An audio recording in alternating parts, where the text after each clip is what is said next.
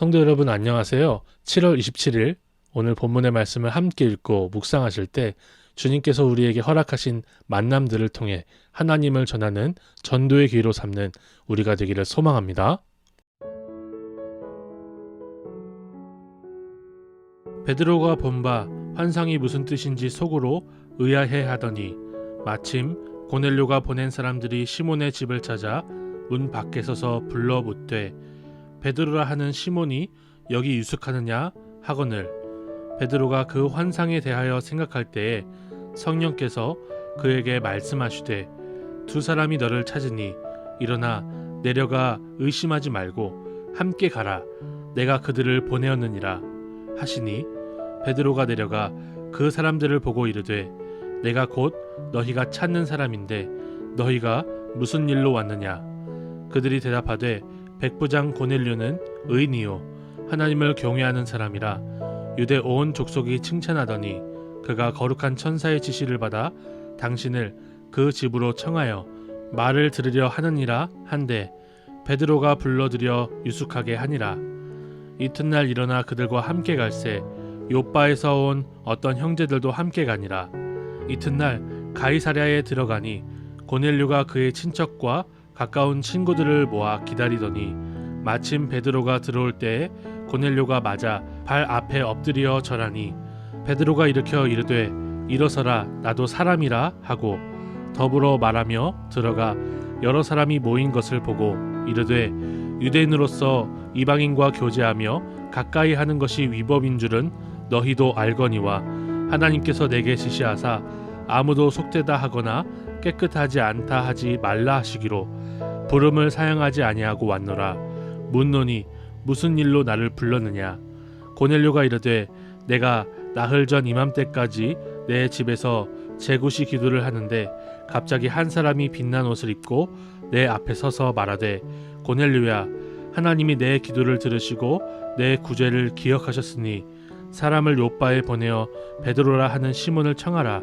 그가 바닷가 무두장이 시몬의 집에 유숙하느니라 하시기로 내가 곧 당신에게 사람을 보내었는데 오셨으니 잘하였나이다. 이제 우리는 주께서 당신에게 명하신 모든 것을 듣고자 하여 다 하나님 앞에 있나이다.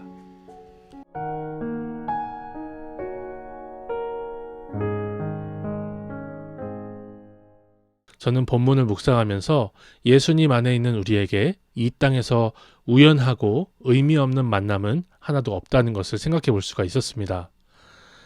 베드로는 3번이나 같은 환상을 보고 또 성령께서 의심하지 말고 가라고 하시는 말씀을 하셔서 고넬료를 만나러 갑니다.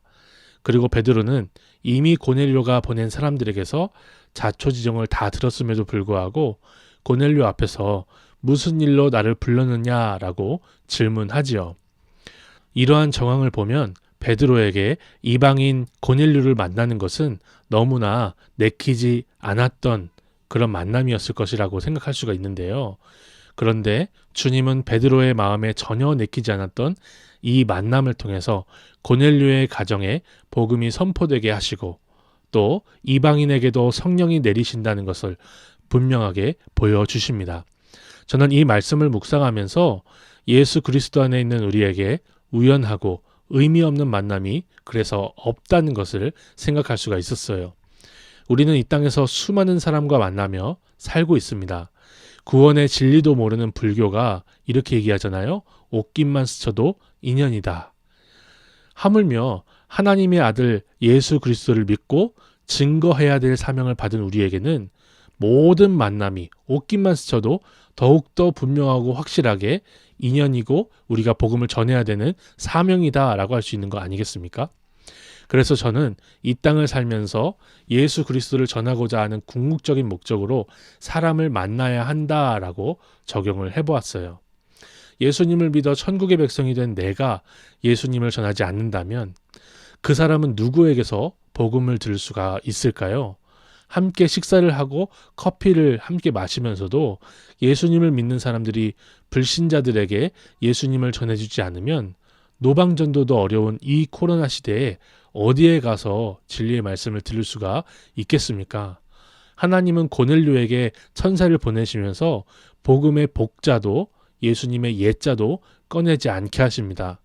우리가 아니면 스포일러도 당하지 못해요. 베드로가 입을 열 때까지 고넬료는 복음을 듣지 못합니다. 이렇게 주님은 우리를 통해서만 복음 전하기를 원하시는 것이죠. 그러니까 우리가 해야 합니다. 저는 아버지 없이 성장을 했어요. 그런데 저를 낳은 아버지가 계시기는 했습니다. 제가 군복무를 거의 마칠 때쯤 이분에게 복음을 전해야겠다는 생각이 들어서 찾아뵀습니다. 찾아갈 때마다 제가 말할 기회가 없었어요. 그동안 하지 못했던 말씀들을 저에게 해주시느라고 하지를 못했습니다. 저는 마음속으로 다음 기회에 복음 전할 수 있겠지라고 생각하고 그렇게 헤어지고 또 찾아뵙고 그렇게 3번 만나 뵀는데요. 다음에를 외치면서 복음을 전할 기회를 제가 엿보고 있었습니다. 그렇게 3번 찾아뵙고는 연락이 완전히 끊겼습니다. 우리 주님께 그분의 구원을 위해서 제가 기도를 많이 하고 있어요. 그렇지만 그렇게 3번이나 기회가 주어졌는데도 복음을 전하지 못한 것은 지금도 많이 후회가 되는 사건입니다. 오늘 이 하루를 보내면서 우리가 예수님을 모르는 사람을 만날 때 만남의 궁극적인 목적을 잊지 않는 하나님의 모든 백성들이 되시기를 소원합니다.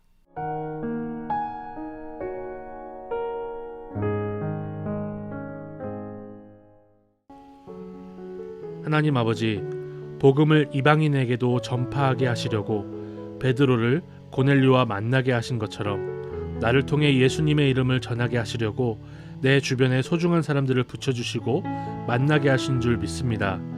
내 주변에 있는 불신자들에게 고넬료와 같은 듣는 마음을 허락하여 주옵소서.